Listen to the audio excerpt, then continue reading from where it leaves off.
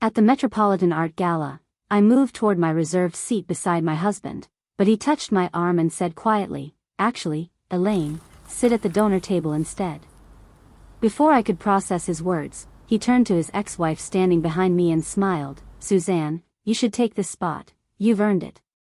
She slid into my chair wearing my grandmother's sapphire bracelet that had gone missing 3 weeks ago, and his entire family raised their champagne glasses to her like she'd just come home. "Before we jump back in, tell us where you're tuning in from, and if this story touches you, make sure you're a subscriber, because tomorrow, I've saved something extra special for you." I'm Elaine Curtis, and what I did in the next 60 seconds didn't just end the gala, it ended him. I stood there at the VIP table, my hand hovering uselessly above the chair marked with my name in calligraphy I'd lettered myself. Richard Darwin, my husband of 9 years, wouldn't even look at me as Suzanne Mayfair, his ex-wife, slid past me in a champagne silk dress that probably cost more than my monthly salary. 300 guests in formal attire watched from their tables. Crystal chandeliers cast amber light across marble floors. The jazz ensemble I'd hired played softly in the corner. Everything looked perfect. Everything I'd spent 6 months planning down to the last detail. Except my husband had just given my seat to another woman. His hand lingered on Suzanne's shoulder, intimate, familiar. And on her wrist, catching the light, was my grandmother's sapphire bracelet. The one that had disappeared from my bedroom 3 weeks ago. Now I knew. Suzanne had been in my home. In my bedroom. Richard had given her my family heirloom. At the table next to ours, Richard's mother Martha raised her champagne glass toward Suzanne with genuine warmth. His father Carlyle nodded approvingly. His sister Bailey whispered something to her husband and they both smirked at me. They'd all known this was planned. Every single one of them. Across the gallery, my brother Atlas half rose from his chair, jaw clenched, hands in fists. My mother's face had gone pale. My father looked ready to explode. But they stayed silent. What could they say? This was Richard's company's gala, his firm's name on every banner. The whispers spread like wildfire. Did he just give away his wife's seat? Isn't that his ex-wife? She planned this entire event. Every instinct screamed at me to run. To grab my coat and flee before the tears came, before 300 people watched me fall apart. But something else rose instead. Something cold and clear and absolutely controlled. Something I'd been preparing for the past 10 weeks. I smoothed down my burgundy silk gown. Adjusted my diamond earrings. Tucked my hair behind my ear. And smiled. "Please, carry on," I said, my voice steady enough to reach nearby tables. "Don't let me interrupt your evening." Richard's eyes widened slightly. He'd expected tears, a scene, ammunition to call me unstable. Instead, I was completely composed. I turned and walked toward the gallery doors. Posture straight, head high. Normal, unhurried pace. People parted to let me through. I could feel every eye following me, could hear the whispers growing louder. I pushed through the heavy doors into the marble corridor. They swung shut behind me, muffling the music and murmurs. Sudden, complete silence. My hands started shaking. Adrenaline flooded my system. My heart pounded in my ears. But my mind stayed razor sharp. Because Richard didn't know something. Something I'd been keeping to myself for 10 weeks. Ever since I found that hotel key card, I hadn't just been planning his gala. I'd been building a case against him. I pulled out my phone and scrolled to a contact marked dental apartment. Actually, my attorney. My finger hovered over the call button. One call would set everything in motion. No going back after this. I pressed call. But I'm getting ahead of myself. Let me tell you how I got here. I met Richard 9 years ago at a gallery opening in Soho. I was giving a talk about some controversial sculpture. Most people looked bored, scrolling through their phones. Richard sat in the front row actually taking notes. Afterward, he found me with champagne. "That was brilliant," he said. The way you connected industrial decay to economic cycles, I've never thought about art that way. He was handsome in that classic way. Strong jawline, gray eyes, perfectly tailored suit. But what caught me was that he'd actually listened. We dated for 3 years. He took me to galleries and museum exhibitions, bought me art books for birthdays, introduced me to his family with what seemed like genuine pride. His mother Martha told me I had substance, not like that dreadful Suzanne, his first wife who'd cheated on him years ago. That chapter's closed, Richard always said. Ancient history. We got married at his family's Connecticut estate. Small ceremony, 80 guests, late September with the leaves turning. I wore my grandmother's sapphire bracelet, 3 generations old, the only valuable thing my family owned. Richard cried during his vows. I believed every word. For 6 years, we built what I thought was a real partnership. I worked my way up at the Whitmore Museum, assistant curator to senior curator to director of contemporary collections. Richard traveled frequently for his investment firm, Darwin and Associates, managing money for wealthy clients. We had systems. I handled our personal schedule and finances. He handled investments and taxes. We hosted dinner parties, spent Christmas with his family, talked vaguely about having children once I made associate director. We had Friday date nights when schedules aligned. I thought we were happy. I thought I knew him. 8 months ago, Richard came home excited. I've been thinking, your museum gala is coming up. What if Darwin and Associates became title sponsor?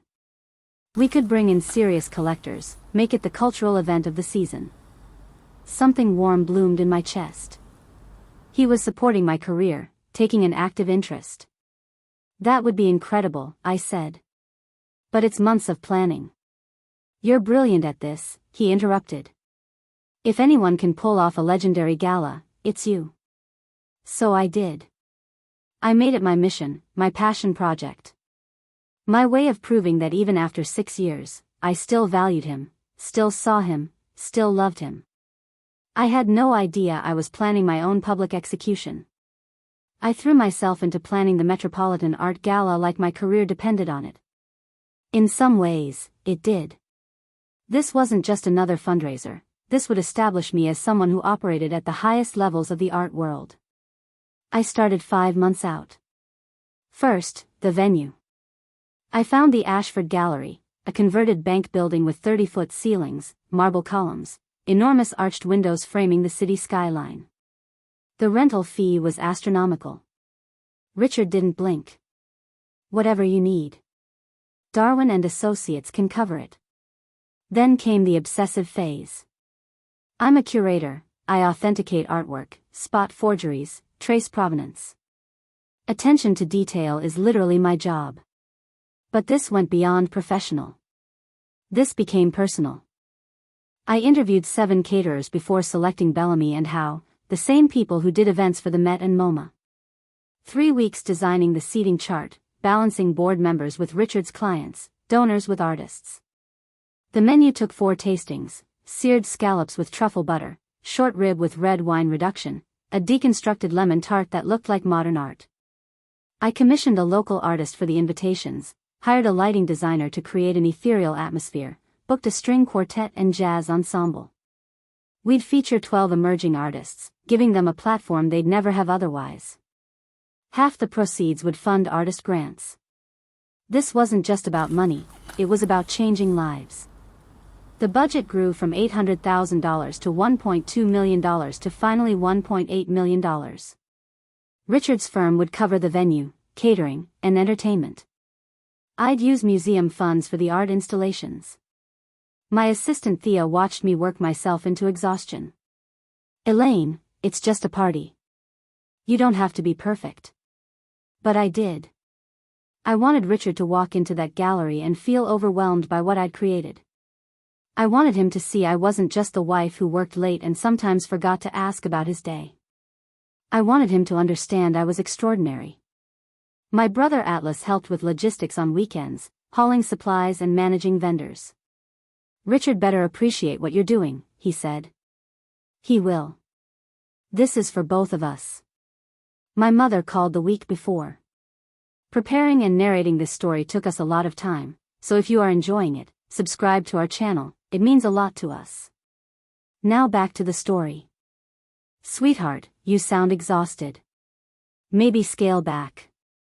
Mom, I'm fine. I just want it perfect. You don't have to prove anything to anyone. But I did. I had to prove I was still the woman Richard fell in love with. That I wasn't just the curator who lived in her own world of exhibitions and board meetings. 3 days before the gala, everything came together perfectly. The venue was set. The catering confirmed. 12 stunning art pieces installed. The auction catalog printed. Seating chart finalized with Richard and me at the VIP table, surrounded by his most important clients and my board members. I bought a burgundy silk gown for the event, elegant but confident. My grandmother's sapphire bracelet would complete the look. The bracelet she'd given me 2 weeks before she died, telling me it would bring strength and clarity. I had no idea how much I'd need both. 10 weeks before the gala, I found something that should have stopped me cold. I was putting away Richard's dry cleaning, checking pockets like I always did. That's when I found the hotel key card tucked into his blazer. The Peninsula, Chicago. The date stamped on it was from 2 weekends ago. I stood there holding that piece of plastic, my brain immediately flagging the problem. Richard had told me he was going to Boston for a client meeting that weekend. I'd helped him pack. Chicago wasn't anywhere near Boston. I wanted to dismiss it. Maybe the meeting location changed. Maybe a colleague gave him the key card by mistake. But I authenticate artwork for a living. I spot forgeries. I notice when details don't align. I didn't confront Richard. Instead, I investigated. After he left for work, I pulled up our credit card statements. I have access to everything. I manage our personal finances. I searched for charges from that weekend. No charges in Boston. No hotel, no restaurants, no gas stations on that route. But there were 2 charges at the Peninsula, Chicago. Both hotel rooms, adjoining suites, booked under Richard's corporate card. 2 rooms. Why would he need 2 rooms? I took screenshots, saved them in a password-protected folder labeled Museum Budget 2023, that Richard would never open. Then I went deeper. 6 months of statements. Weekend trips that didn't match what he told me. Dinner charges in cities he'd claimed not to visit. Hotel rooms, always 2 adjoining rooms. Someone was traveling with him. Someone who needed their own room to maintain appearances. The charges were careful, mostly on his corporate card to avoid our joint accounts. But they left a trail. They always leave a trail. 3 weeks before the gala, my grandmother's sapphire bracelet disappeared.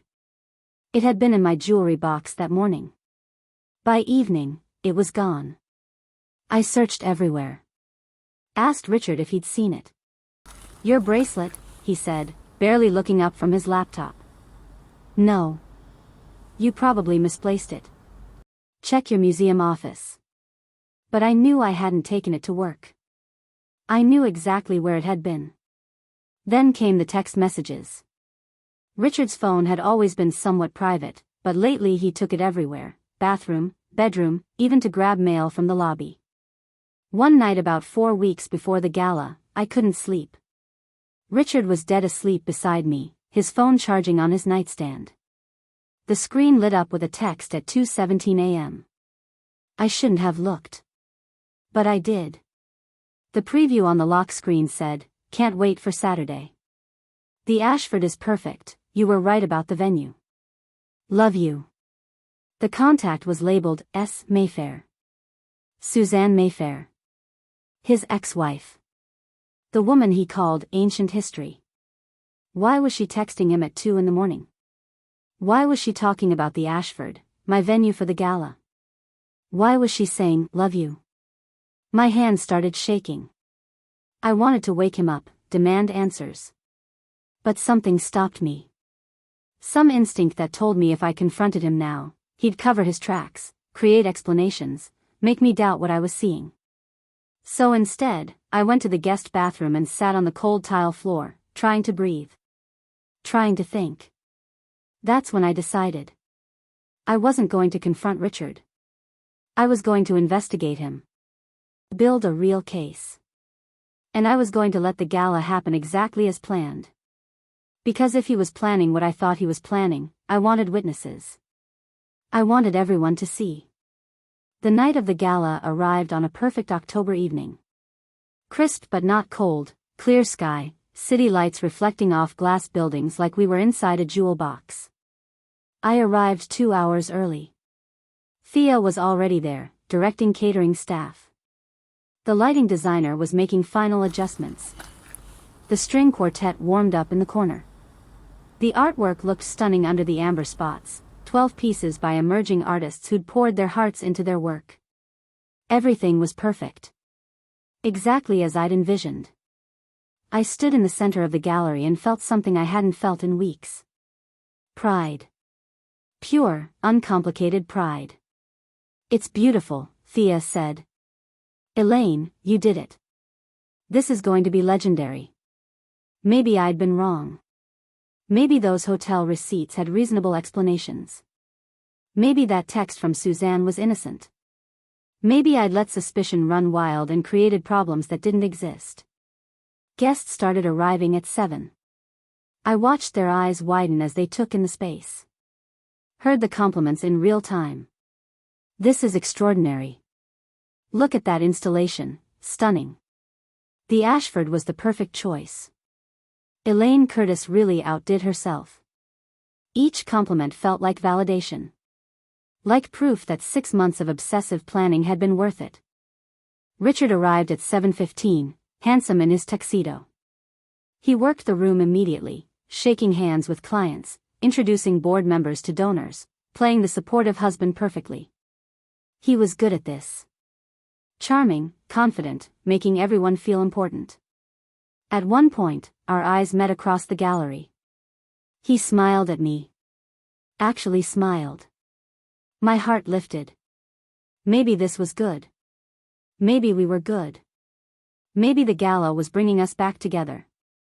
The string quartet transitioned smoothly to the jazz ensemble. Servers began guiding guests toward tables. I moved through the crowd, accepting congratulations, thanking sponsors. People kept telling me this was the best museum gala they'd attended in years. I started to relax. Started to let myself enjoy the evening I'd worked so hard to create. Around 8 o'clock, dinner service was about to begin. Time for everyone to find their seats. I made my way toward the VIP table, weaving through guests checking place cards. My heels clicked against marble. My heart beat fast, but it was good nervous energy. Excited energy. I could see the VIP table now, prominently positioned near the center with a perfect view of the main installation. Richard was already there, talking animatedly with someone I couldn't quite see. My chair sat empty beside him, my name in careful calligraphy on the place card. Right where I belonged. I approached with a smile, ready to sit down, ready to finally relax and enjoy the meal I'd spent weeks perfecting. Then I saw her. Suzanne Mayfair stood behind my chair in a champagne silk dress, willowy and perfect. And on her wrist, catching the chandelier light, was my grandmother's sapphire bracelet. Everything stopped feeling right. I stopped walking, unable to process what I was seeing. Suzanne Mayfair, Richard's ex-wife, the woman whose name I'd seen on his phone at 2 in the morning, standing beside my seat at the gala I'd spent 6 months planning. Wearing my grandmother's bracelet. Richard looked up as I reached the table. Our eyes met and something crossed his face that made my stomach drop. Not guilt. Not apology. Discomfort mixed with resolve. He touched my arm gently. Actually, Elaine, sit at the donor table instead. Table 12. He gestured vaguely toward the back. The words didn't make sense. They were English, but strung together they created something incomprehensible. What? My voice came out smaller than I intended. Richard didn't repeat himself. He was already turning to Suzanne, his whole face transforming. Eyes softening, mouth curving into that boyish smile I thought was reserved for me. Suzanne, you should take this spot, you've earned it. Earned it. Like my seat was a prize she'd won. Suzanne didn't hesitate. Didn't say, are you sure, or, I couldn't possibly. She just moved forward smoothly and slid into my chair like she'd been expecting this. Like they'd rehearsed it. Her hand rested on the armrest. The sapphire bracelet caught the light. My grandmother's bracelet. The one that had gone missing from my bedroom. Now it was on Suzanne's wrist. Richard had taken it from my jewelry box and given it to her. Then I heard it. Laughter. Not from strangers who might not understand. From Richard's family table right next to ours. His mother Martha clasped her hands together, delighted, like watching the finale of her favorite show. His father Carlyle raised his Scotch glass towards Suzanne, a toast, a welcome home. His sister Bailey whispered to her husband and they both turned to look at me with pure satisfaction. They weren't confused. They weren't uncomfortable. They were celebrating. They'd all known. Probably helped plan it. I was the only one who hadn't been told. The whispers spread through the gallery like wildfire. Did he just... Oh my God, is that his ex-wife? She planned this entire event. That's so humiliating. I looked toward my family's table. Atlas had half risen, jaw clenched, hands in fists. My mother's hand covered her mouth, face drained of color. My father sat frozen, expression dark and thunderous. But they said nothing. This was Richard's company's gala. Making a scene would only make things worse for me. Every instinct screamed at me to run. To grab my clutch and flee before the tears came, before 300 people witnessed me falling apart. But something else rose instead. Something cold and clear. Something I'd been preparing for 10 weeks. I smoothed down my burgundy silk gown. Adjusted my diamond earrings. Tucked my hair behind my ear. And smiled. Please, carry on, I said, my voice steady, projecting just enough to reach nearby tables. Don't let me interrupt your evening. Richard's eyes widened. Just for a second, surprise flickered across his face. He'd expected tears, a scene, ammunition to call me unstable. I didn't give him that satisfaction. I turned and walked toward the gallery doors. Posture straight, head high. Normal, unhurried pace. People parted to let me through. I could feel every eye following me, could hear the whispers growing louder. I pushed through the heavy doors into the marble corridor. They swung shut behind me, muffling the jazz and murmurs. Sudden, complete silence. My hands started shaking. Adrenaline flooded my system. My heart pounded in my ears. But my mind stayed razor sharp. Because Richard didn't know what I'd been doing for the past 10 weeks. He didn't know what I'd discovered. He didn't know what was about to happen. I pulled out my phone and scrolled to Dental Apt, my attorney Annalise Blake. My finger hovered over the call button. This was it. Once I set this in motion, there was no going back. I pressed call. Annalise answered on the second ring. Elaine. It's happening. I'm standing in a hallway while my husband celebrates with his mistress in my seat at the gala I planned. Yes, I'm sure. I'll file the papers first thing Monday. Document everything tonight. Photos if possible. Witnesses. Understood. I hung up and made my second call. Atlas answered immediately. I'm coming out there. No.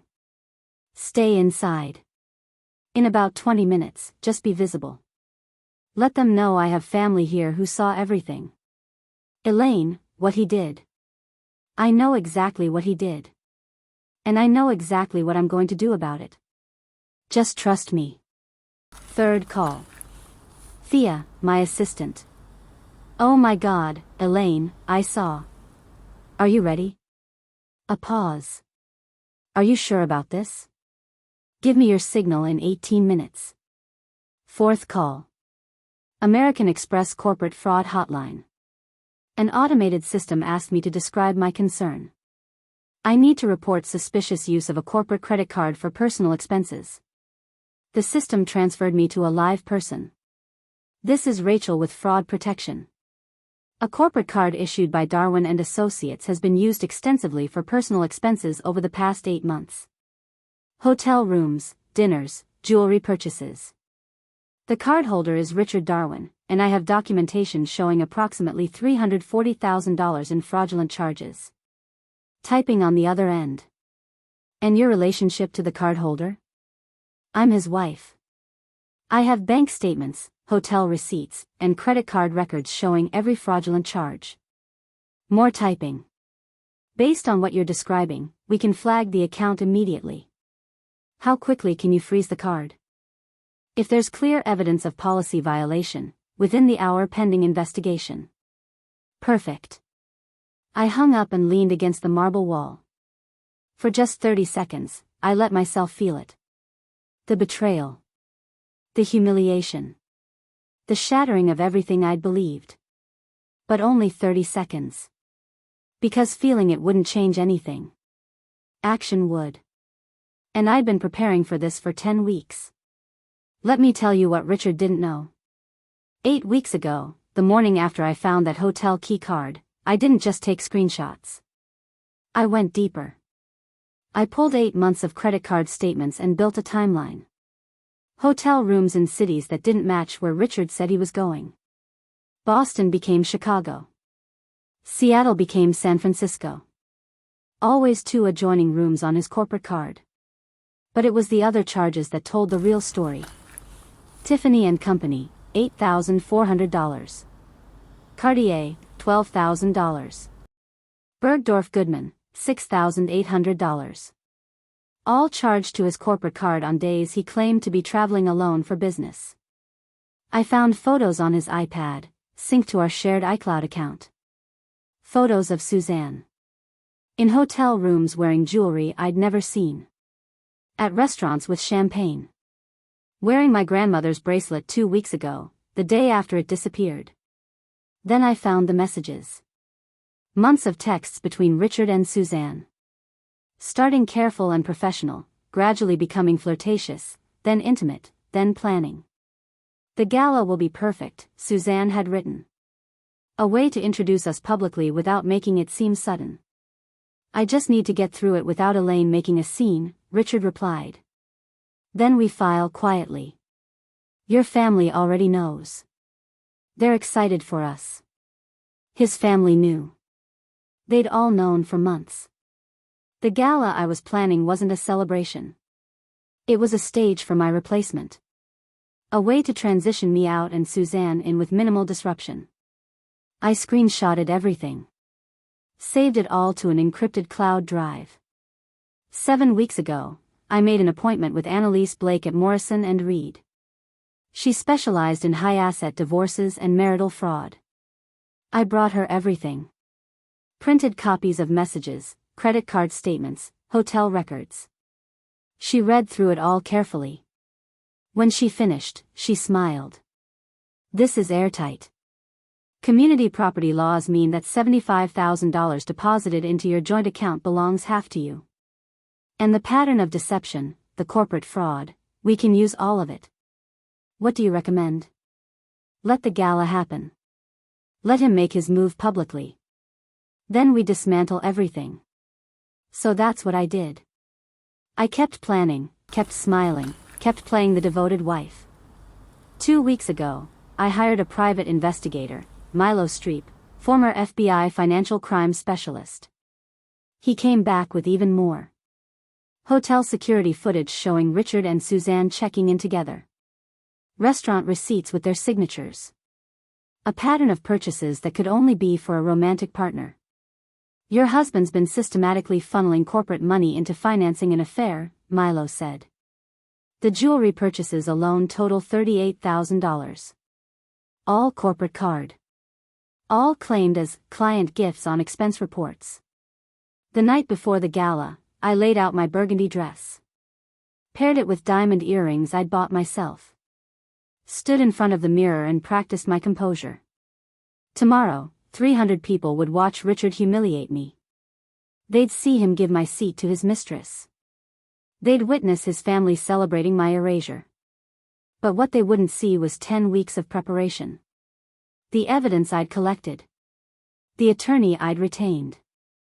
The investigator's report. The fraud complaints I'd prepared. They wouldn't see any of that until it was too late. Now, standing in this marble hallway with my phone in hand, it was time. I checked my reflection in the gilded mirror one last time. Reapplied my lipstick, deep wine shade that complemented the burgundy dress. My hands were steadier now. I looked composed. Professional. Like a woman who had everything under control. Perfect. I pushed through the doors back into the gallery. The scene inside had shifted. Guests were seated, first course being served. That butternut squash soup I'd approved after 4 tastings. People were eating, drinking, talking. The party had moved on from my humiliation like it was just an awkward moment. Richard was at the VIP table, arm draped across Suzanne's chair, my chair. He looked relaxed, happy. Suzanne sat beside him wearing my bracelet, laughing at whatever he was saying. Nobody noticed me at first. Then I walked toward the stage where the jazz ensemble had set up. May, the band leader, saw me approaching. We'd had a very specific conversation yesterday. She'd thought I was joking at first. Then she'd realized I wasn't. Now she caught my eye and gave me a subtle nod. I stepped onto the stage. May signaled to her musicians. The music cut off mid-phrase. The sudden silence was jarring. Conversations faltered. Forks stopped mid-air. People looked up, confused. 300 faces turned toward me. I let the silence stretch. Let the anticipation build. Then I smiled, warm, gracious. Good evening, everyone. I'm Elaine Curtis, Director of Contemporary Collections at the Whitmore Museum. For those who don't know me, I'm also Richard Darwin's wife. I paused, letting that word land. Wife. Present tense. I want to thank you all for coming tonight to support emerging artists and the Whitmore's grant program. Your presence makes this evening truly special. Scattered applause. Uncertain smiles. People weren't sure where this was going yet. As most of you know, I've been planning this gala for 6 months. Every detail was carefully considered, the venue, the menu, the artwork around you. I wanted this evening to be perfect. Memorable. I paused. And I think we can all agree, it's certainly been that.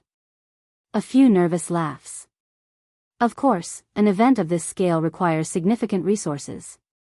The Ashford Gallery doesn't come cheap. Neither does Bellamy and Howe Catering, or a jazz ensemble, or 12 original art installations. The total cost came to approximately $1.8 million. People shifted in their seats. This wasn't a typical gala speech. What's interesting is how that was funded. I thought it came from legitimate corporate sponsorship, Darwin and Associates supporting the arts, building client relationships. But when I reviewed the financial documentation, and I do review a lot of documentation in my line of work, I discovered something fascinating. I pulled out my phone, scrolled through it. $340,000 of corporate funds weren't spent on the gala at all. That money went to hotel rooms. Adjoining suites at the Peninsula Chicago, the Four Seasons Miami, the Ritz-Carlton San Francisco. Always 2 rooms, always on weekends. My husband told me he was traveling alone for client meetings. Gasps rippled through the crowd. Several people turned to look at Richard, then back at me. It was also spent on jewelry.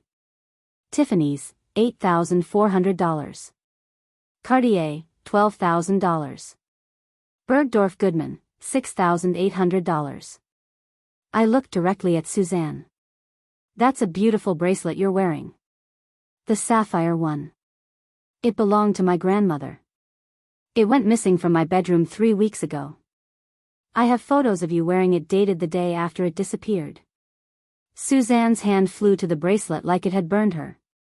Her face drained of color. So I asked myself, why would my husband's ex-wife be traveling with him? Why would he purchase expensive jewelry for her using corporate funds? Why would he give her my grandmother's bracelet? I walked slowly across the stage. The answer is obvious. These weren't business trips. This wasn't corporate sponsorship. This was my husband financing an 8-month affair using Darwin and Associates money and calling it client development on his expense reports. The murmurs grew louder. At Richard's firm's table, senior partners leaned toward each other, faces darkening. The managing partner, John Felix, had his phone out, probably pulling up expense records. I have hotel receipts, credit card statements, photographs, text messages, and a complete forensic analysis. All of it documents systematic corporate fraud totaling $340,000 over 8 months. Richard stood abruptly, his chair scraping loudly. Elaine, that's enough. Oh, I'm just getting started, Richard. My voice had gone cold. According to your partnership agreement at Darwin and Associates, Section 7, Paragraph 3, personal use of corporate funds constitutes grounds for immediate termination and potential civil liability. John Felix was standing now too. I could see realization spreading across his face. Other partners looked stunned, then furious. But it's not just corporate fraud. It's also theft of marital property. That $75,000 wire transfer into our joint account last month marked gala sponsorship. Half became marital property the moment it entered our joint account. Which means Richard used corporate funds to inadvertently give me $37,500. A few people actually laughed, nervous, disbelieving laughter. And then there are the messages. I held up my phone. Text messages between Richard and Suzanne discussing their future together, planning how to handle the Elaine situation after the gala, coordinating tonight's performance where I'd be publicly replaced at my own event. I looked at Richard's mother Martha, his father Carlisle, his sister Bailey. His family knew. They'd known for months that tonight was my public exit and Suzanne's grand entrance back into the Darwin family. Martha's face had gone pale. Carlisle looked like he wanted to disappear. So really, this isn't my gala that Richard's firm generously sponsored. This is Suzanne Mayfair's coming out party, funded by corporate embezzlement, staged at an event I spent 6 months planning. The room erupted. People talking over each other, phones coming out, guests turning to neighbors in shock. I raised my voice. But there's one more thing. The room quieted. About 45 minutes ago, I called American Express Corporate Fraud Protection. I reported systematic misuse of Darwin and Associates corporate card. I provided documentation of every fraudulent charge over the past 8 months. Suzanne's eyes went wide with panic. And when there's clear evidence of corporate card fraud, they freeze the account immediately pending investigation. Right on cue, Thea appeared at the gallery entrance in her professional blazer, tablet in hand, looking appropriately distressed. I'm so sorry to interrupt, she called out.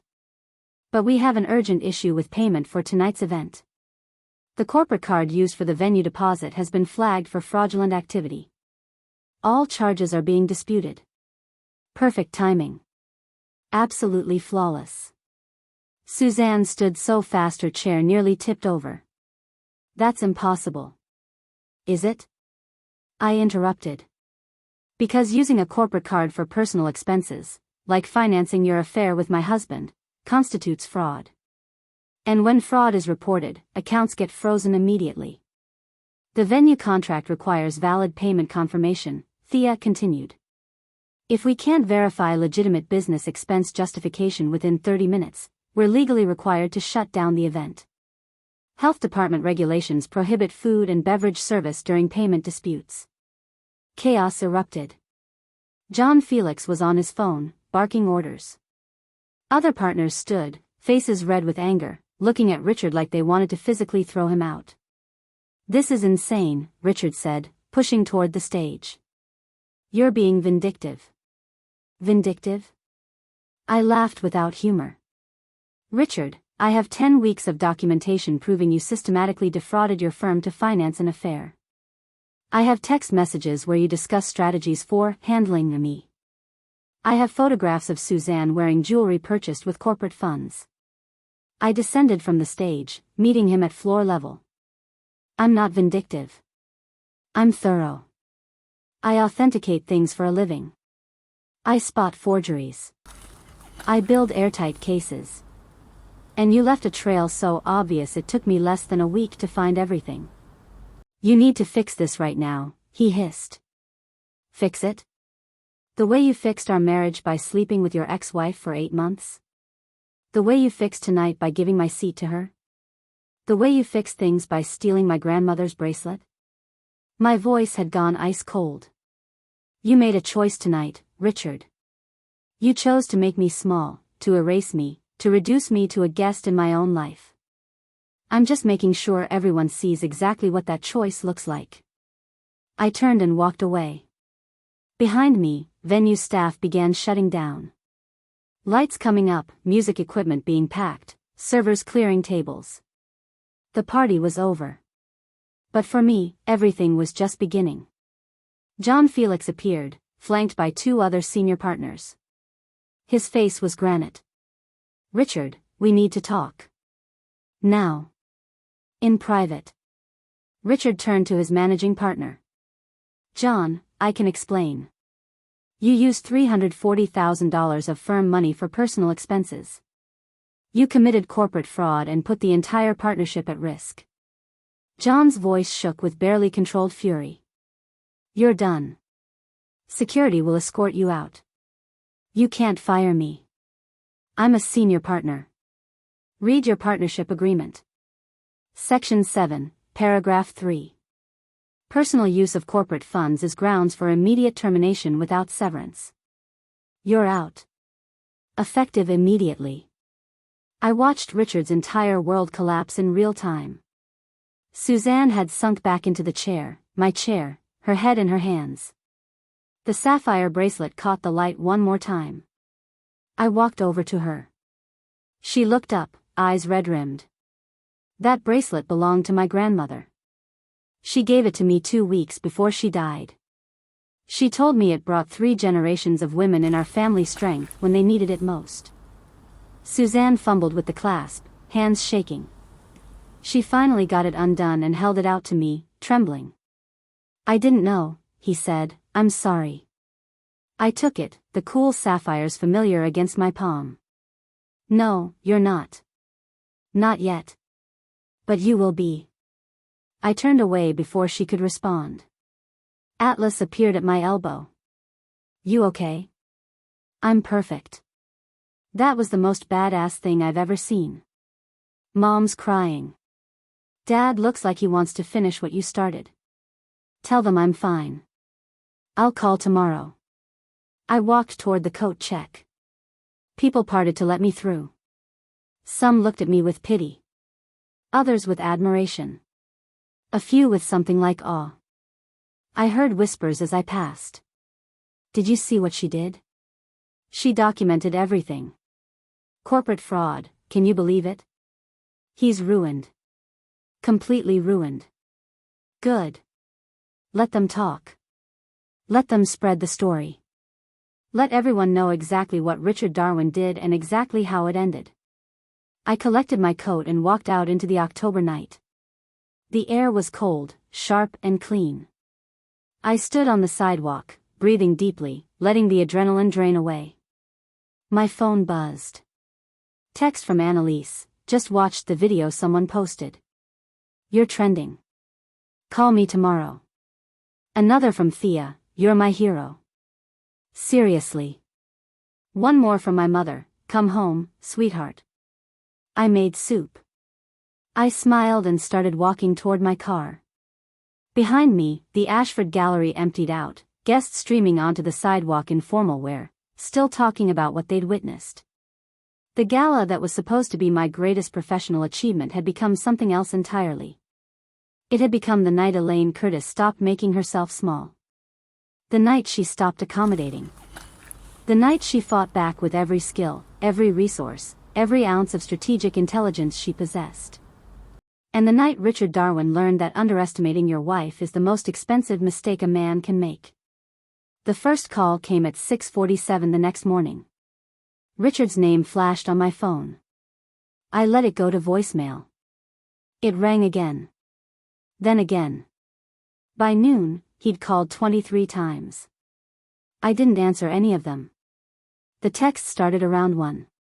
People are calling me. You've destroyed my career. Delete. We need to talk. You're overreacting. Delete. I'm sorry. Please. We can fix this. Delete. By evening, please, Elaine. Don't throw away 9 years over one mistake. One mistake. Like 8 months of deliberate deception was a single lapse in judgment. I blocked his number. Atlas had driven me to our parents' house after the gala. Now he sat across from me at the kitchen table while Mom stress-baked in the background. She'd already made 2 batches of cookies, lemon pound cake, and was currently working on banana bread. The kitchen smelled like sugar and comfort. You should eat something, Atlas said, pushing cookies toward me. I picked one up but didn't bite. I'm not hungry. Eat anyway. I took a small bite. It was good, crispy edges, soft center, but it tasted like nothing. Atlas scrolled through his phone, expression darkening. Have you looked at social media? No. Probably smart. He turned his phone around anyway. But you should know, the story's everywhere. Someone had posted a video from the gala, shaky phone footage but clear audio. My voice through the microphone. $340,000 of corporate funds weren't spent on the gala at all. The video had 287,000 views. The comments were a war zone. She's a savage. He deserved every second. This is the most epic takedown I've ever seen.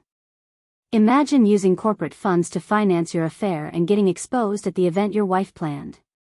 The fact that she documented everything. Queen behavior. But other comments too, this is so petty. She aired their private business in public. Atlas scrolled further. There are 8 different videos from different angles. It's all over Twitter, Instagram, TikTok. Some people are calling it the Gala Revenge of 2024. Great. I'm viral. You're a hero to a lot of people. Women especially. My phone buzzed. Text from Annalise, saw the videos. Richard called my office, hired Preston and Holt. Big firm, aggressive. This'll get ugly, but we're ready. Don't communicate with him directly. I texted back, understood. By Wednesday, the fallout had accelerated. Former Darwin and Associates partner under investigation for corporate card fraud. Investment firm launches internal audit following public scandal. Metropolitan Art Gala ends in chaos after fraud allegations. Business publications were being careful, lots of alleged and pending investigation, but the damage was done. Darwin and Associates was scrambling. 3 major clients had already pulled accounts. The firm issued a statement distancing themselves from Richard's unauthorized personal use of corporate resources. Suzanne's world collapsed too.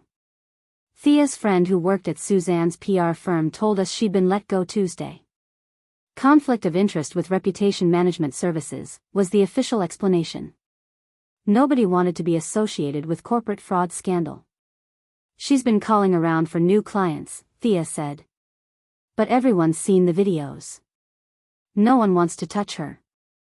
I should have felt triumphant. This was exactly what I'd intended. Maximum damage. Public consequences. Instead, I felt hollow. Not regret, I didn't regret any of it.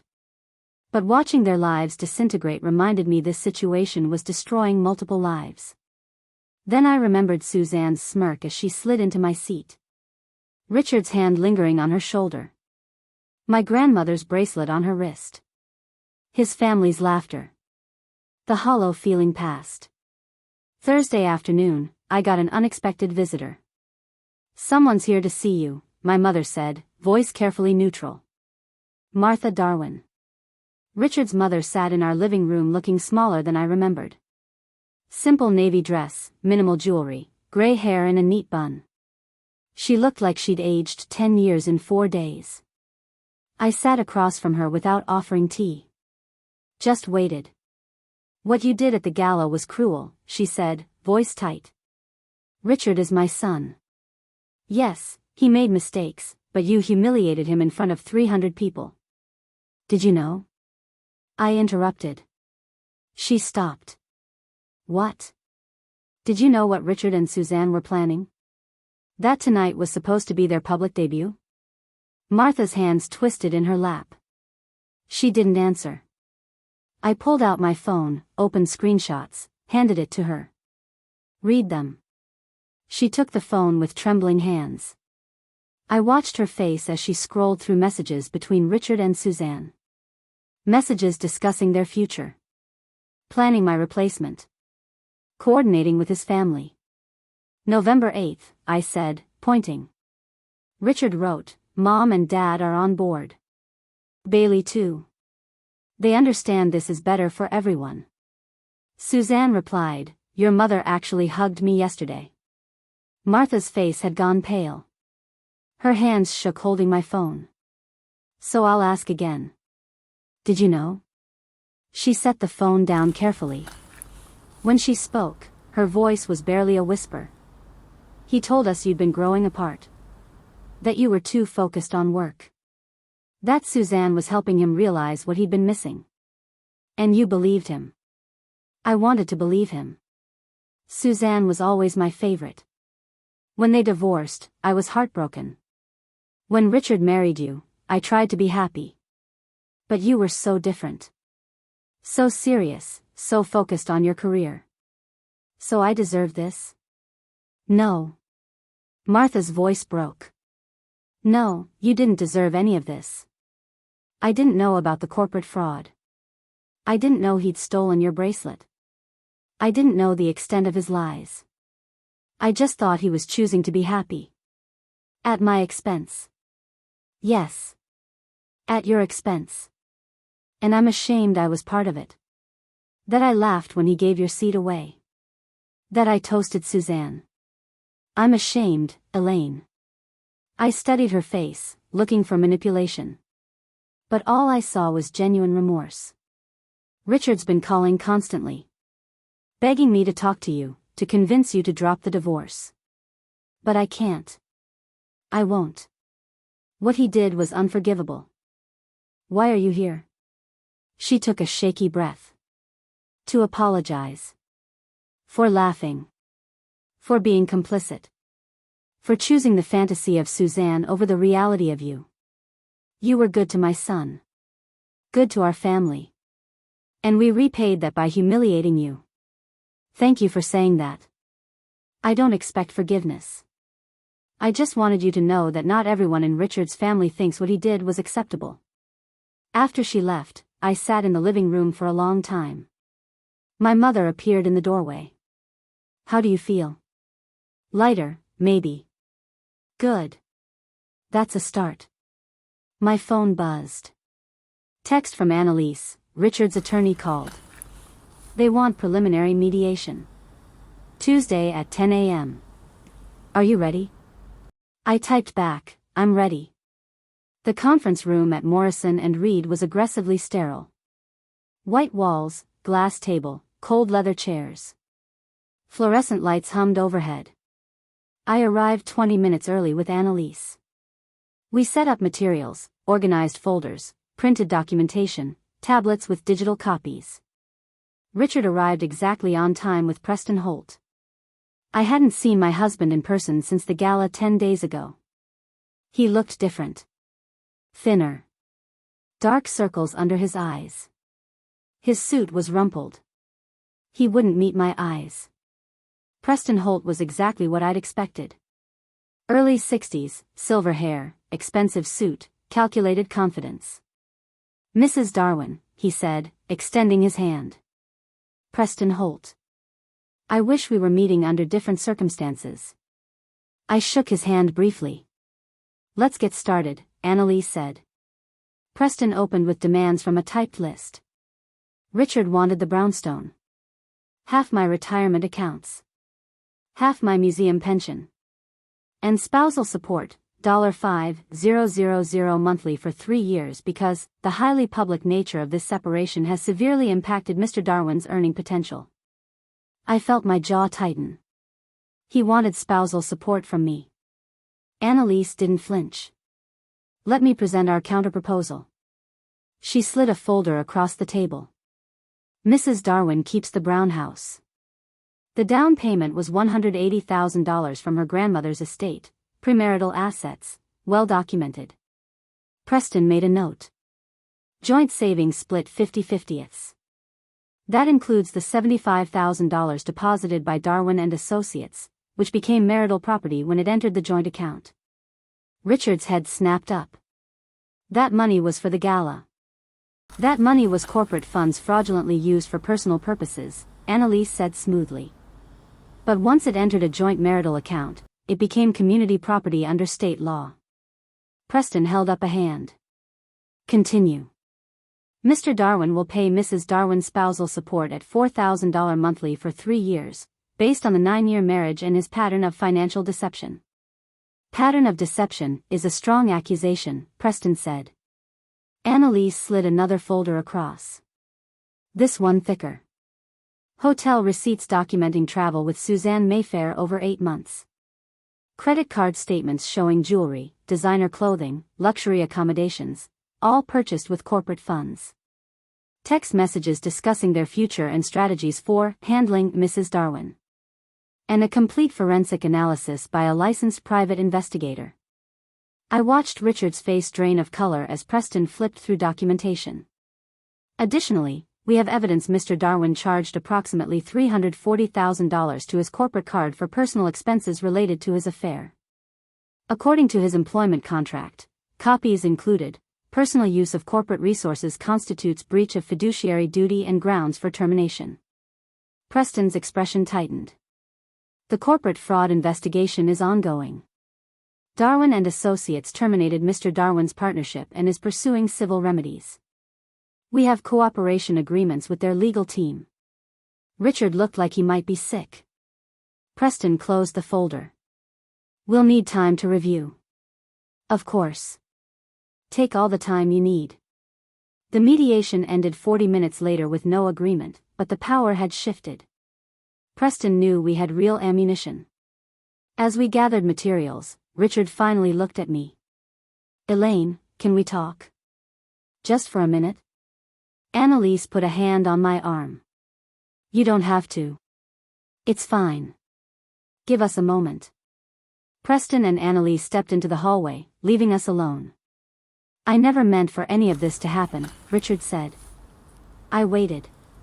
Suzanne and I, it just happened. We reconnected at a charity auction, and it felt like finding something I'd lost. Something I'd given up. And I was what? The consolation prize? No. God, no.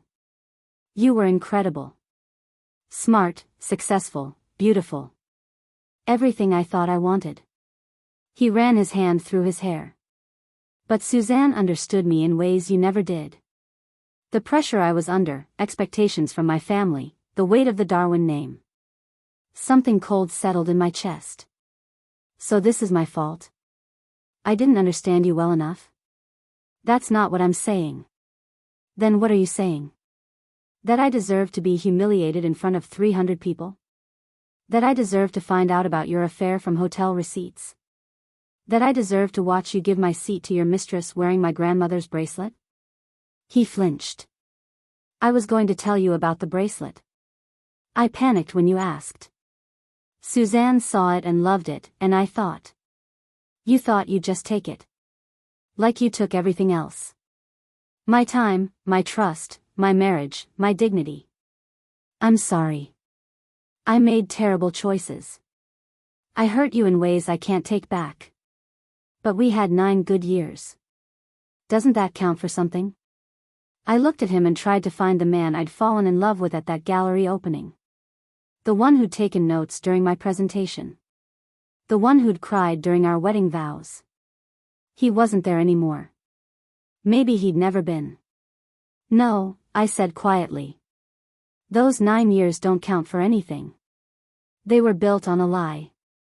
You weren't choosing me, Richard. You were settling. Waiting for something better. And when Suzanne reappeared, you jumped at the chance to trade up. That's not fair. Fair? You want to talk about fair? You used corporate funds to finance an affair. You stole my grandmother's bracelet.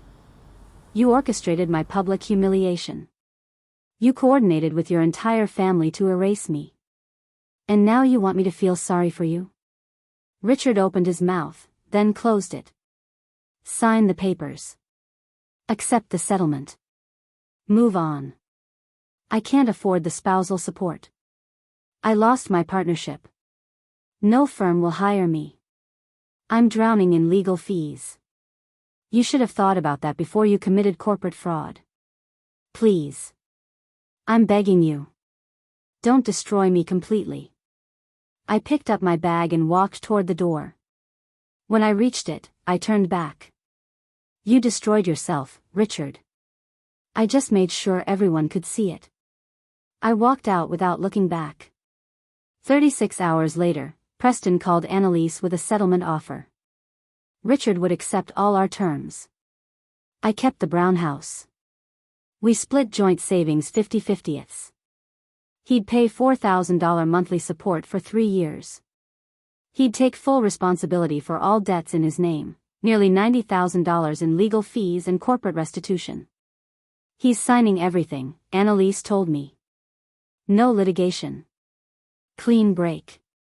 You won, Elaine. I sat in my parents' living room, feeling nothing. Not triumph. Not satisfaction. Just emptiness. When can I sign? Papers ready by Friday. We finalize next week. 9 years of marriage, dissolved. Just like that. I signed the divorce papers on a Tuesday in November. Gray sky, threatening rain. Annalise slid documents across her desk. Here, an initial here. My hand moved mechanically. Elaine Curtis. I'd never legally taken his name. Now I was grateful. That's it. Judge will sign off within 2 weeks. You'll be officially divorced by month's end. 9 years. Gone. Reduced to signatures. I walked out into cold November air and realized I had no idea what to do next.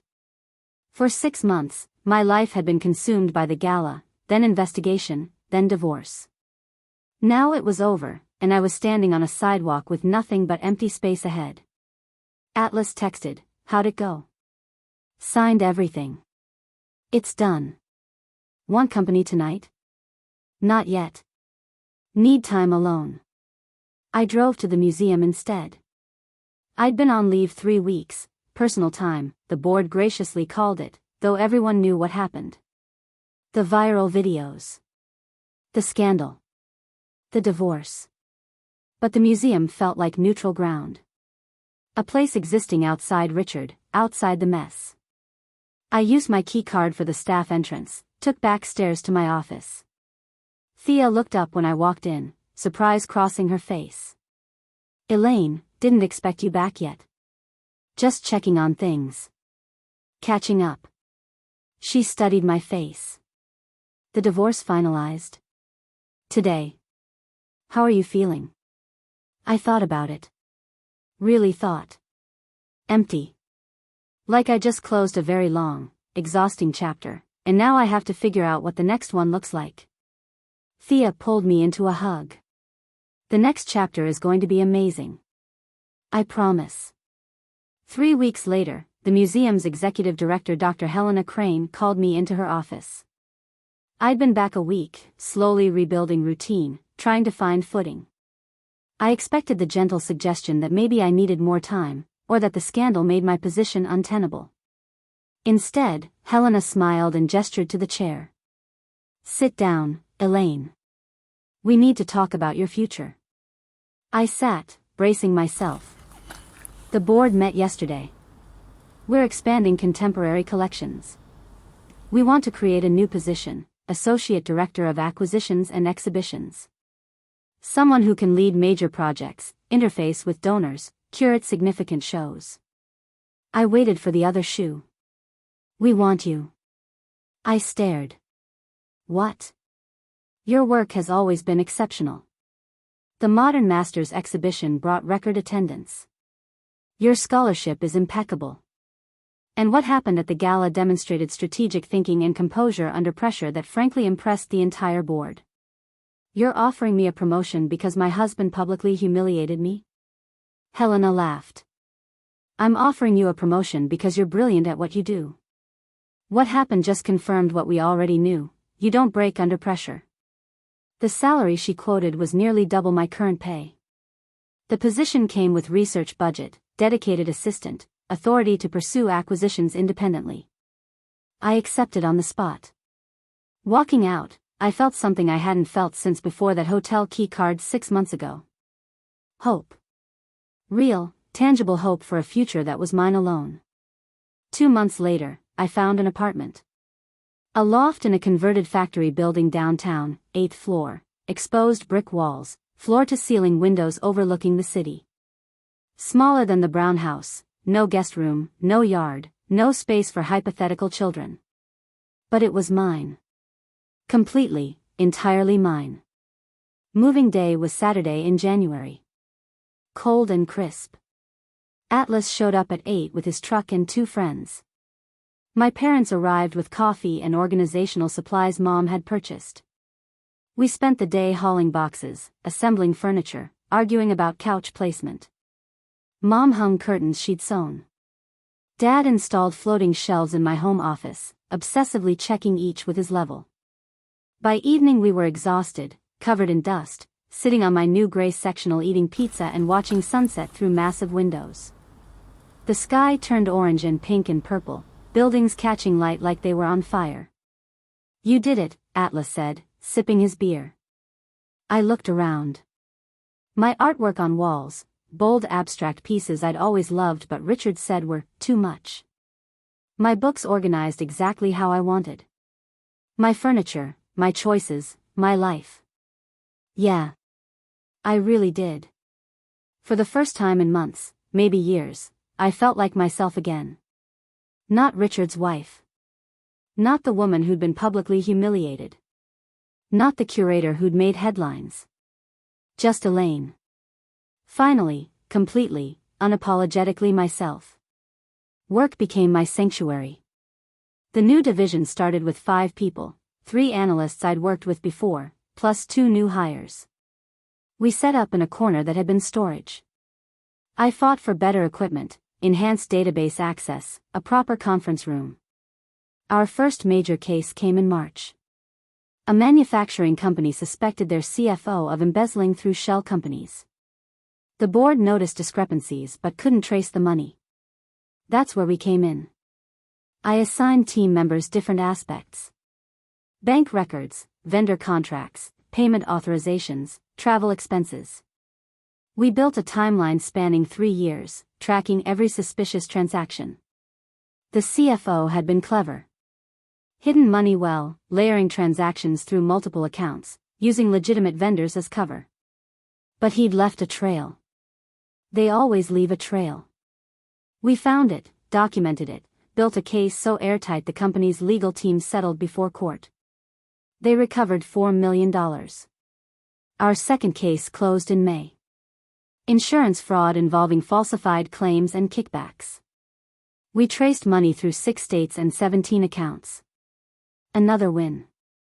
By summer, my boss Margaret was presenting our division at quarterly leadership meetings, calling me the future of forensic investigation at this company. Industry publications started calling. Could I speak at a conference? Write an article about pattern recognition? Interview about building forensic teams? My career, which I'd always been good at but never passionate about, suddenly felt like more than a job. It felt like purpose. I was making real impact. Catching people who thought they were too smart to get caught. using the same skills I'd used to dismantle my husband's deception to help others find truth. I was good at this. Better than good. And people were finally recognizing it. 6 months after the divorce, I stopped at a coffee shop near my office during lunch. Small place with mismatched furniture and local art. I'd started going regularly, enjoying anonymity. I was waiting for my latte when I saw her. Suzanne Morrison, sitting alone at a corner table with her laptop. Wearing jeans and a plain sweater instead of designer clothes. Hair in a simple ponytail.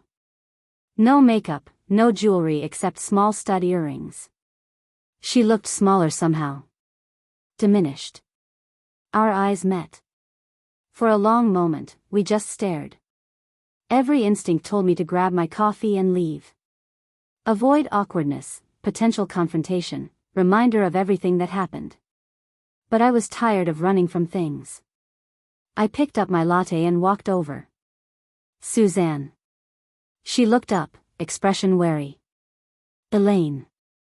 I wasn't sure you'd speak to me. I sat down without asking permission. I'm curious what happened after everything. She closed her laptop slowly. You want the honest answer? I wouldn't have asked otherwise.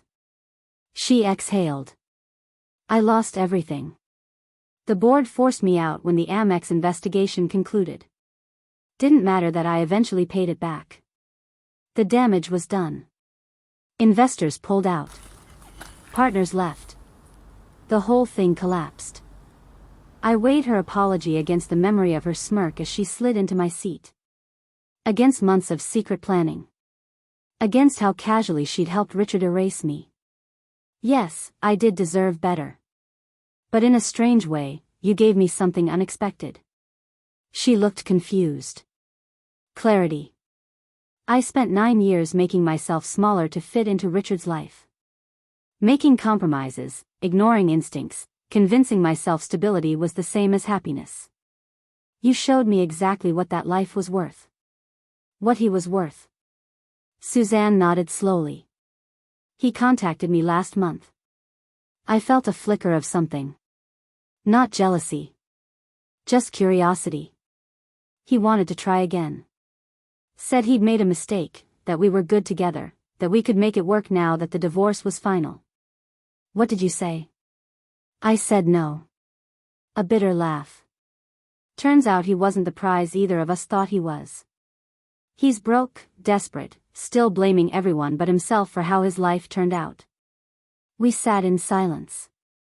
Two women who'd both been changed by the same man's choices, who'd both lost something but maybe gained something too. Are you happy now? Suzanne asked. I saw articles about your promotion, your division's success. I am, I said, surprised to realize I meant it. Actually happy. Not comfortable or stable or settled. Happy. I'm glad. And I mean that. We talked 20 more minutes. Not as friends, we'd never be that. But as two people who'd survived the same storm and come out changed. When I left, I felt lighter. The anger I'd been carrying, the sharp edges of betrayal and hurt, had finally smoothed into something I could hold without cutting myself. Not forgiveness exactly. But release. 9 months after the divorce, Richard called. The number was new, he must have gotten a different phone, but his name popped up.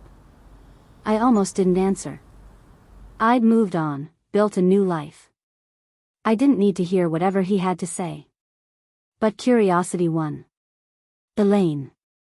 His voice sounded rough, tired. I know I shouldn't call, but I needed you to know. I'm sorry for everything. The party, Suzanne, the humiliation, all of it. I destroyed the best thing in my life. I sat down on my couch, looking out at the city skyline, and waited. I'm in a bad place. Financially, I mean. The debt's crushing me.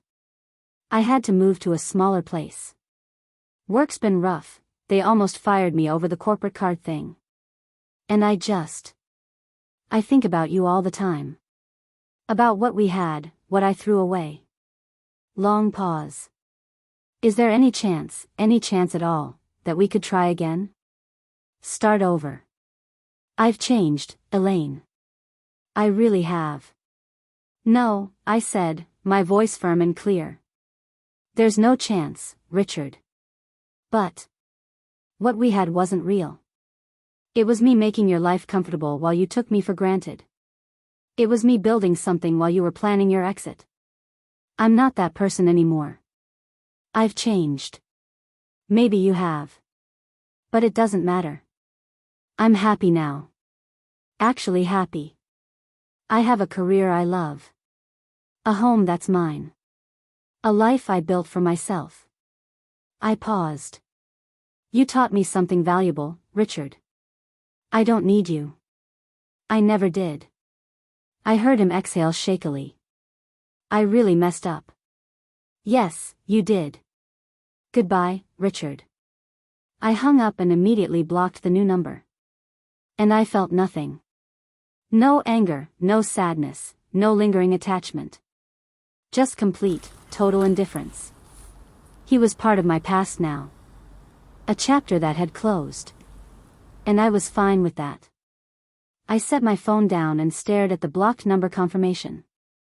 Richard was gone. Not just from this conversation, but from my life completely. I walked to the floor-to-ceiling windows and looked out at the city.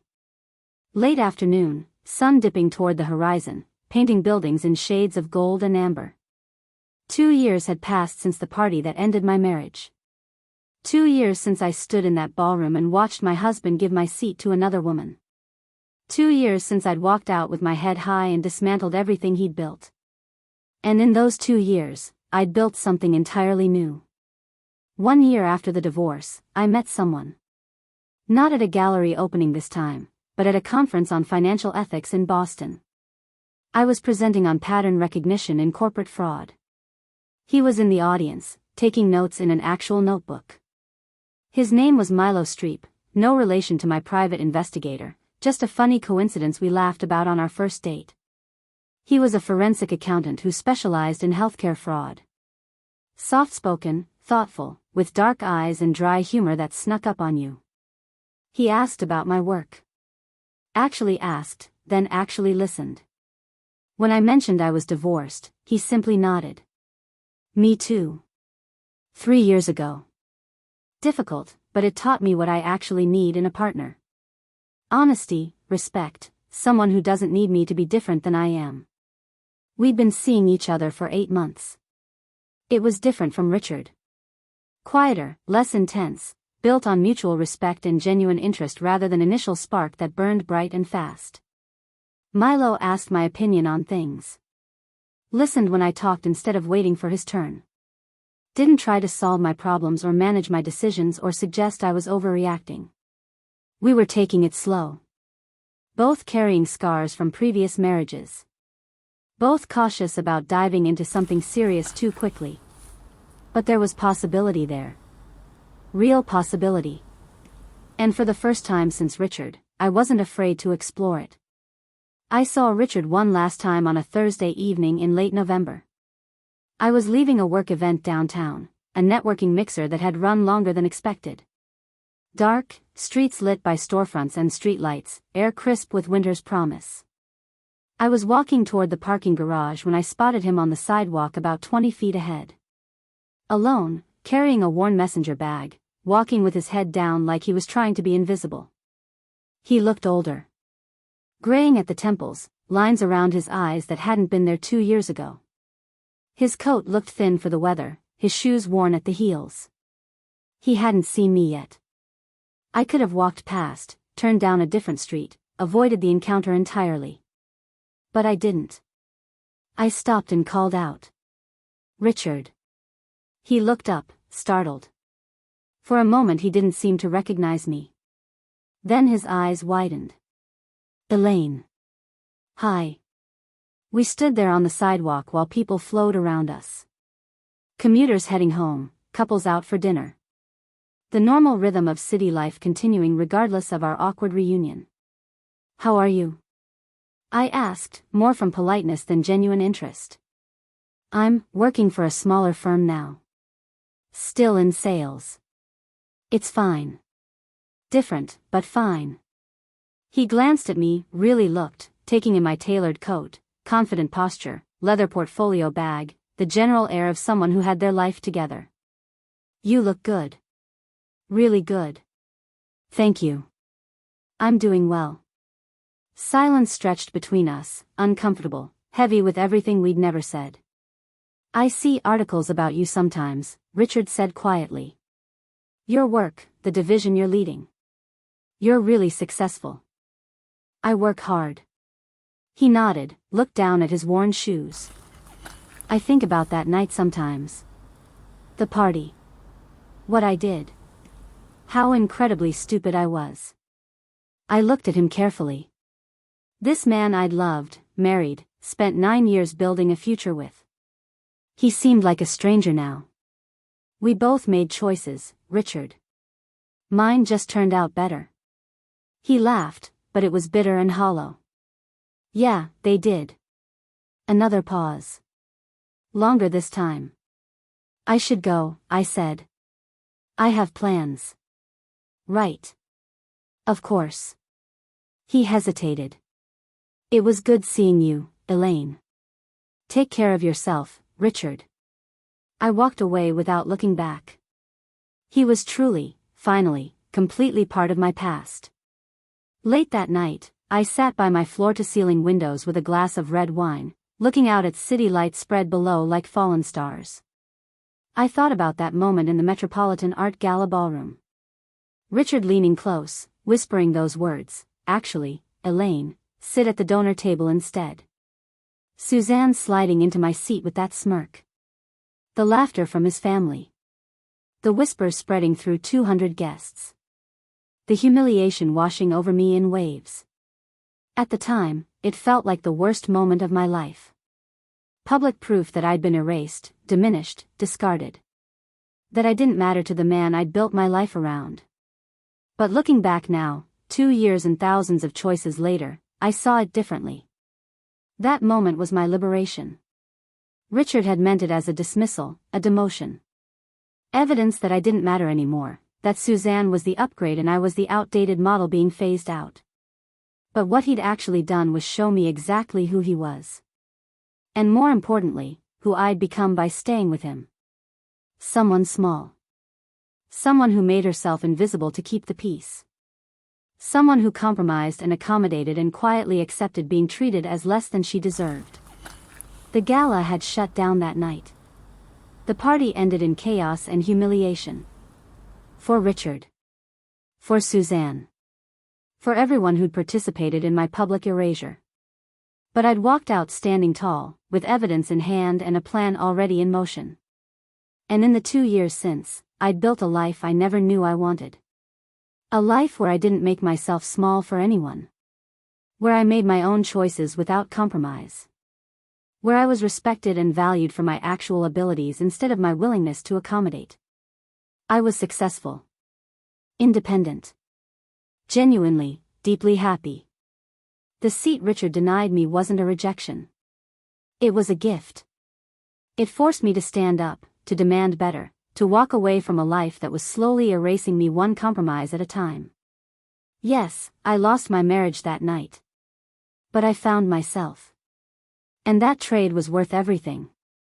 I took a sip of wine and smiled at my reflection in the dark window. The woman looking back at me was someone I recognized now. Someone I was proud to be. Someone who would never, ever sit in the guest section again. Sunday mornings had become my favorite time. I'd wake slowly without an alarm in a bedroom that was entirely mine. No compromises about duvet covers or whether curtains should be blackout or sheer. Mom's linen panels in soft gray filtered morning light perfectly. I'd make coffee in my kitchen with the espresso machine I'd bought myself. I'd learn to pull shots with proper crema. Then I'd sit on my gray sectional with a book or laptop or sometimes just the view, watching the city wake up below. This particular Sunday morning, 2 years and 3 months after the divorce, I sat with my coffee and a croissant from the bakery downstairs, reading an article in a business journal. Rising Stars in Corporate Fraud Prevention, the headline read. My photo was on page 2. Professional headshot, confident smile. The caption identified me as Associate Director of Acquisitions and Exhibitions, Director of Corporate Fraud Investigation. The article talked about our division's success rate, high-profile cases we'd closed, innovative techniques we'd developed. It quoted me, "Fraud leaves patterns. Our job is to recognize those patterns before they become catastrophic." I set the magazine down and looked around my loft.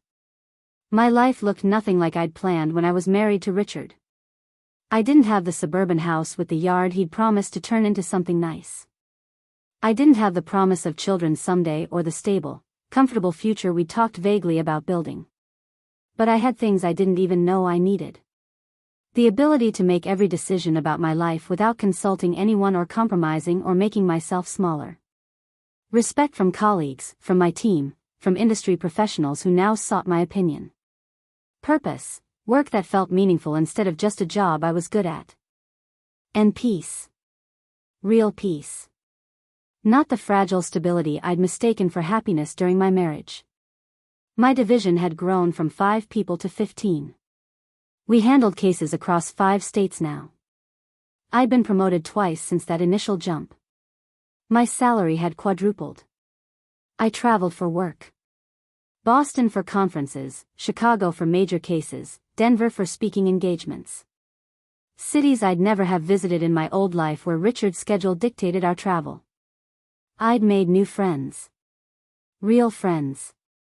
Jennifer from the book club I'd joined, a literature professor who introduced me to authors I'd never have discovered.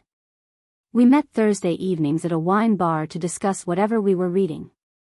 Kesha from the financial literacy nonprofit where I volunteered twice monthly, teaching low-income women how to manage money and recognize predatory lending. She was a social worker with wicked humor and encyclopedic knowledge of the best restaurants in the city. My family was closer than ever. Brunch with my parents every other Sunday. Mom had stopped stress baking and started oil painting. Her abstract pieces now hung in my loft. Dad had retired and taken up woodworking, building me a beautiful desk for my home office. Atlas and I texted almost daily. He'd met someone named Stephanie who worked in urban planning. Watching him fall in love reminded me that good relationships existed. Partnerships built on respect and honesty instead of deception and gradual erasure. "You seem lighter," my mother had told me at brunch last week. "Happier. More like yourself than you've been in years." She was right. I was. I started dating Milo 8 months ago. It was different from Richard. Quieter, less dramatic, built on actual compatibility rather than initial chemistry. Milo asked my opinion and actually listened. He didn't try to fix my problems or manage my life or suggest I was overreacting. He celebrated my successes without feeling threatened. He had his own career, his own interests, his own life that complemented mine instead of consuming it. We were taking it slow. Both of us had learned hard lessons from our first marriages. Both of us knew the difference between settling and choosing. But there was something real there. Something healthy and sustainable and actually happy. For the first time since Richard, I wasn't afraid of what came next. I was excited about it. I finished my coffee and stood at the windows one more time, looking out at the city stretching endlessly in every direction. Sunlight caught the glass buildings, making them gleam like promises. 2 years ago, I'd stood in a marble hallway at the Ashford Gallery, my marriage collapsing around me, and made a choice. I chose to fight back.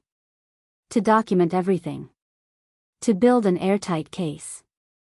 To expose the truth publicly, completely, devastatingly. And then I chose something even more important. I chose to build a new life. Not in reaction to Richard, not defined by his betrayal, but authentically mine. Built on my values, my choices, my vision of what happiness actually looked like. The woman I was now, successful, independent, genuinely happy, wasn't who I'd thought I'd become. She was better. I'd lost a marriage. But I'd found myself. And standing here in my sunlit loft, coffee in hand, city spread before me, life full of possibility and purpose and actual joy, I knew with absolute certainty. That was the best trade I ever made. I smiled at my reflection in the window one last time. The reserved seat Richard denied me wasn't a rejection. It was a gift that set me free. And I would never, ever sit in the guest section again. Up next, you've got 2 more standout stories right on your screen. If this one hit the mark, you won't want to pass these up. Just click and check them out. And don't forget to subscribe and turn on the notification bell so you don't miss any upload from us.